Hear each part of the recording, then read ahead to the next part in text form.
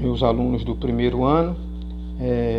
Vamos hoje começar, mais um assunto dentro da unidade 2, mas no capítulo 3 nós vamos estar falando sobre a Grécia e o mundo grego, tá? A arte clássica e a arte helenística. A nossa matéria está entre a página 64 e 65, e dentro desse assunto a gente vai falar sobre a Acrópole de Atenas como um símbolo clássico. Vamos inaugurando o clássico, e depois vamos falar sobre a nossa atividade da aula passada, vamos fazer a correção, vamos também dar a resposta do nosso desafio e vamos falar da nossa atividade, tá? Relativa a essa matéria que a gente começa hoje. Bem, como introdução desse assunto, é importante eu falar para vocês que há milhares de anos, tá, os gregos estabeleceram tradições de justiça, liberdade individual,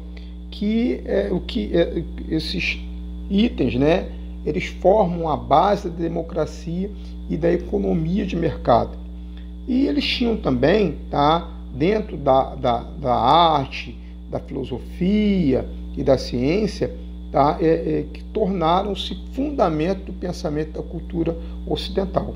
E dentro disso, a gente vai falar sobre um espaço, tá, muito importante, um espaço significativo devido à sua história e o que ele transmite, tá, que é a Acrópole de Atenas. É importante eu falar para vocês que a Acrópole, tá, de Atenas, ela não é a única, mas é a que tem a maior importância e que é a mais famosa, tá? Então, ela tem todo um significado. Então, está aqui a história da Acrópole ateniense. Começou no período em que os micênicos ocuparam a região e construíram no alto de uma montanha uma cidade que abrigava um palácio entre altíssimas muralhas.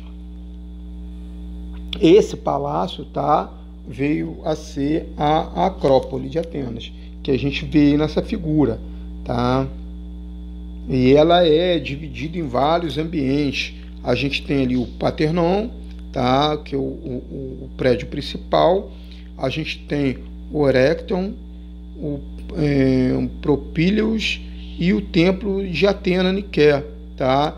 E logo no meio ali, do lado do Parthenon, a gente tem a estátua de Palas Atenas.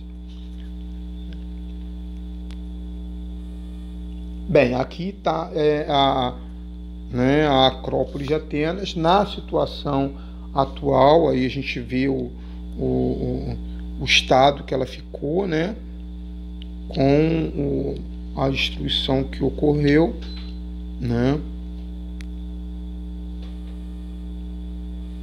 Continuando o nosso assunto, tá? A gente tem que falar que, com o domínio dos gregos, tá, o palácio foi transformado em templo e foi dedicado à deusa protetora da cidade. E a Acrópole acolheu, entre outros, edifícios de culto religioso, assumindo, passando a partir disso a ter uma função sagrada. Então, no início do século V a.C., a Grécia foi atacada pelos persas e a Acrópole foi totalmente destruída, tá?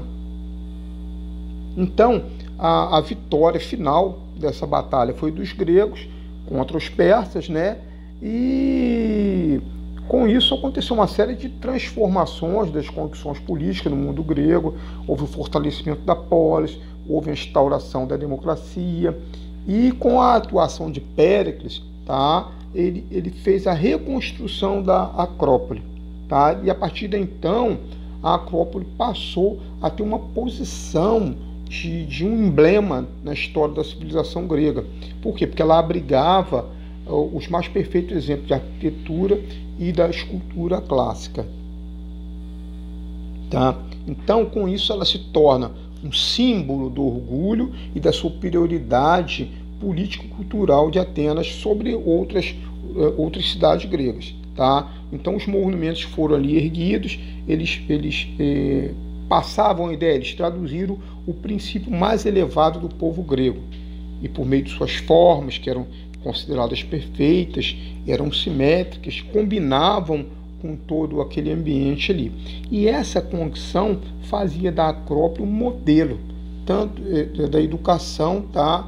Um modelo de educação para toda a Grécia. Bem, então eu vou fazer agora, né, a correção da atividade passada na aula passada, e ela pede o seguinte: segundo o filósofo Sócrates, os artistas deveriam, em suas obras, representar a grande atividade da alma, observando como os sentimentos afetam o corpo em ação. Qual das alternativas a seguir indica a maneira como os artistas gregos atenderam à demanda do filósofo?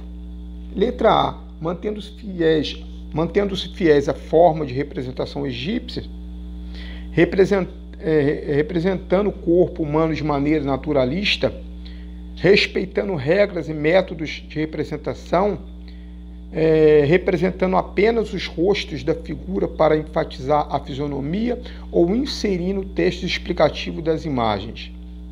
Olha, na nossa matéria, tá falando aqui, tá explicando isso daí. Na página 62 está falando assim: a progressiva aproximação da realidade não significou que os artistas houvessem desistido de buscar a expressão dos valores universais de perfeição e beleza. Então, a resposta correta para nossa é representando o corpo humano de maneira naturalista. Essa é a resposta correta. Tá joia? Então, vamos dar continuidade falando sobre o nosso desafio passado na aula passada, né? Com base no assunto de nossas aulas, estaremos apresentando, a partir dessa aula, uma série de desafios, e os alunos que alcançarem esse no cumprimento serão pontuados pelas tarefas pedidas.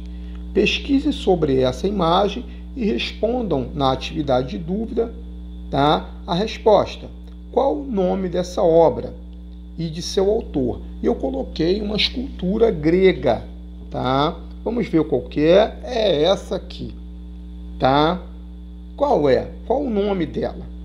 Tá? Quem é o seu autor? Vamos ver.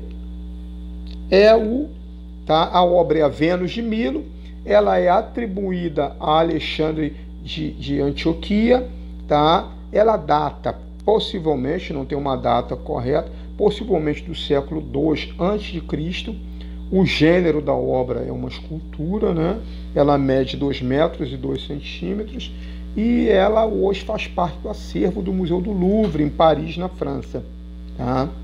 Então, todo mundo que acertou deu essas duas respostas. Vênus de Milo e Alexandre de Antioquia, tá?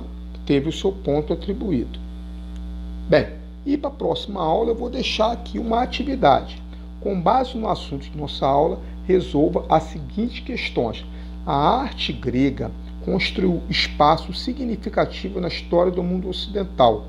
Sobre esta arte, pode-se afirmar que privilegiou a pintura e a música, inspirando artistas do tempo medieval do Renascimento. Teve na arquitetura obras de destaque em que um dos princípios básicos era a harmonia das formas. Se destacou com originalidade na música da antiguidade, influenciando depois os grandes artistas modernistas. D. Se preocupou em seguir os ensinamentos realistas de Platão, o filósofo maior da cultura grega, que se destacou o estudo da estética. Ou letra E. Não teve penetração na vida cotidiana das grandes cidades gregas, sendo apenas admirada pelas escolas elitizadas. Bem, então, eu espero que vocês consigam, de acordo com o nosso conteúdo, resolver essa questão, tá? E por hoje é só, eu fico por aqui. Um abraço para vocês e até a próxima aula.